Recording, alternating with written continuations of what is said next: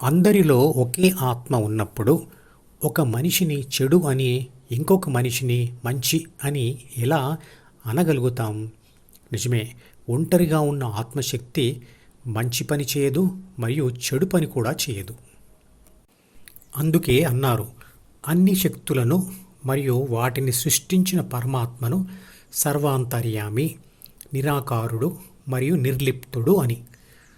ఆత్మశక్తి ఏ పని చేయనప్పుడు మరి మనిషి చేసే ఈ పనులన్నీ ఎవరు చేస్తున్నారు, ఎలా జరుగుతున్నాయి? ఒక ఉదాహరణ తీసుకుందాం. పని చేస్తున్న ఒక సెల్ ఫోన్లో నుంచి కానీ లేదా ఒక టార్చ్ లైట్ నుండి కానీ అందులో ఉండే బ్యాటరీని తీసి బయట పెడితే సెల్ ఫోన్ పనిచేయదు మరియు టార్చ్ లైట్ వెలగదు. ఎందుకంటే అవి పని చేయించడానికి కావలసిన విద్యుత్ శక్తి అనేది బ్యాటరీలో ఉంది. ఆ శక్తి అనేది టార్చ్ లైట్ కానీ సెల్ ఫోన్ కానీ పని చేయడానికి అవసరం. ఒంటరిగా ఉన్నప్పుడు ఆ విద్యుత్ శక్తి ఏ పని చేయదు. మనిషి మెదడులోని న్యూరాన్ కణం అనేది ఒక సెల్ ఫోన్ లాంటిది.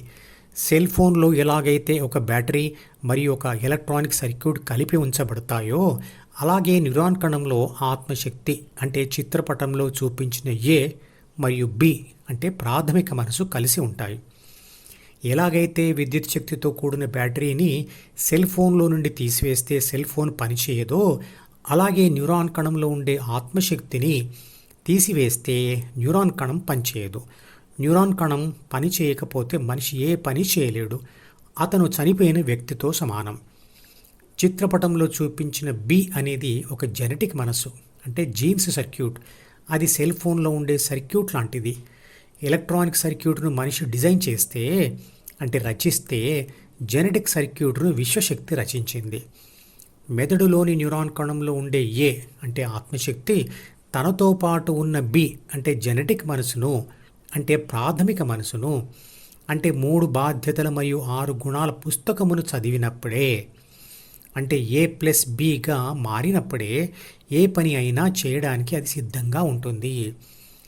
కానీ A+B ఎవరి కోసం పని చేయాలి అని నిర్ణయించేది ద్వితీయ మనసులోని సి అంటే అహం అంటే నేను, నాది, నాకు, నన్ను అనే స్వార్థ భావన. ABC కలిసి తాము ఉన్న శరీర రక్షణ, పోషణ, పునరుత్పత్తి అని 3 బాధ్యతల కోసం కామ, క్రోధ, మోహ, లోభ, మద, మాత్సర్యాలు అనే 6 గుణాల ఆయుధాలతో పనిచేయడానికి సిద్ధమవుతాయి.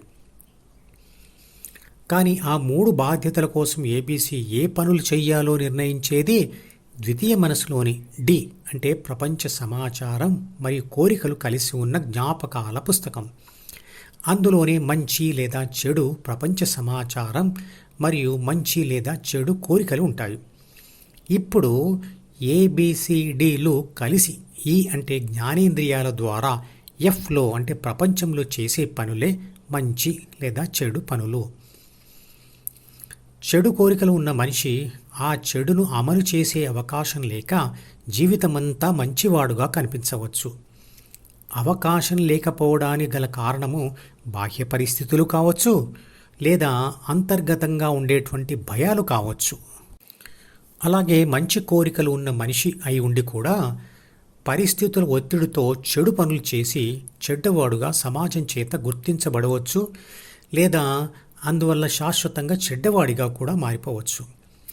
ప్రకృతి ప్రభావంతో అంటే చుట్టూ ఉన్న పరిస్థితులతో చెడు పని చేసి ఓడిపోయిన మనిషి తన ద్వితీయ మనసులోని కోరికలు మరియు ఆలోచనలు మార్చుకోవచ్చు. అందువలన సమాజానికి స్పందించే ప్రాథమిక మనసులోని తత్వం అంటే గుణాలు కొంత మారవచ్చు లేదా ఆ చెడును దాచుకోవచ్చు. అంటే ద్వితీయ మనసు అనేది ప్రకృతి వల్ల ఏర్పడి ప్రకృతి ఆధీనంలోనే ఉంటుంది.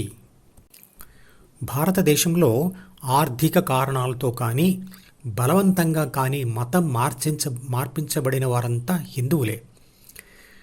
సనాతన ధర్మాన్ని పాటిస్తూ అహింసావాదులుగా ఉండేవారే. మతం మారగానే అలాంటి అహింసావాదులలో క్రూరత్వం అంటే హింసించే తత్వం వచ్చి ఒకప్పుడు తాము పూజించిన దేవతల యొక్క దేవాలయాల కూల్చివేతకు బలవంతపు మత మార్పిడులకు పాల్పడ్డారు మరియు పాల్పడుతున్నారు. ఇది చరిత్రకు చెప్పడమే కాకుండా ప్రస్తుత కాలంలో కూడా జరుగుతున్నాయని చెప్పడానికి సాక్ష్యాలు ఉన్నాయి. వారు హిందువులుగా ఉన్నంత కాలం పాటిస్తున్న ఏ సనాతన ధర్మమైతే అంతవరకు వారిని న్యాయబద్ధంగా, ధర్మబద్ధంగా, అహింసాయుతంగా నడిపించిందో దానిని వారు పోగొట్టుకున్నారు. కొత్త పరిస్థితుల్లో అంటే కొత్త ప్రకృతిలో వారికి ఇవ్వబడిన సమాచారాన్ని బట్టి వాళ్ళ మనసులు మారిపోయాయి. వారి మత గ్రంథంలో రాయబడి ఉన్న మరియు వారి ప్రత్యేక పాఠశాలల ద్వారా రోజూ చిన్నతనం నుంచే నేర్పించబడుతున్న విషయాలే వారి ద్వితీయ మనసులలో చేరిపోయాయి. అంటే వారి హింసాత్మక ప్రవృత్తికి వారి మత గ్రంథాల వల్ల మారిన వారి ద్వితీయ మనసులే కారణం. జీవితంలో ద్వితీయ మనసు ఎంత ప్రధానమైనదో అర్థమైంది కదా. కనపడకుండా మనతోనే పుట్టి, మనతోనే పెరిగి, మనతోనే ఉంటూ నిరంతరంగా మనలను నడిపిస్తూ మన మంచి చెడులకు కారణమవుతున్నది ద్వితీయ మనసే. పుట్టిన శిశువు ప్రమేయం లేకుండానే తల్లిదండ్రులు అంటే ప్రకృతి తనకు ప్రాథమిక మనసు ఇస్తే, ఆ పెరుగుతున్న శిశువు తానే ఇష్టంతో సంబంధం లేకుండా తన చుట్టూ ఉన్న ప్రకృతి అంటే కుటుంబ సభ్యులు, బంధువులు, స్నేహితులు, సమాజం లేదా ప్రపంచం తన చేత తన ద్వితీయ మనసును రాయించారు. ప్రకృతి ఆత్మచేత మరియు ద్వితీయ మనసును రాయించి తరువాత ఆ ద్వితీయ మనసుని ఉపయోగించి ఆత్మను తనకు బానిసగా చేసుకుంది. మనం చేసే ప్రతి పనికి ద్వితీయ మనసే కారణం. అలాంటప్పుడు మనిషి వల్ల అంటే ఆత్మ వల్ల ఏదైనా నిరం జరిగితే ఆ తప్పు ఎవరిది, ఆ శిక్ష ఎవరికి పడాలి? ద్వితీయ మనసుకు వెయ్యాలి, లేదా దాని సృష్టికి కారణమైన ప్రాథమిక మనసుకు వెయ్యాలి, లేదా ప్రాథమిక మనసును సృష్టించిన పదార్థ ప్రకృతికి శిక్ష వేయాలి. ప్రాథమిక మనసు పదార్థ ప్రపంచమును అనుభవించడం వల్లే ద్వితీయ మనసు సృష్టించబడుతుంది. ద్వితీయ మనసుకు శిక్ష ఎవరు వేయాలి అంటే విశ్వశక్తి వేయాలి, లేదా విశ్వశక్తి అంశ అయిన ఆత్మ వేయాలి.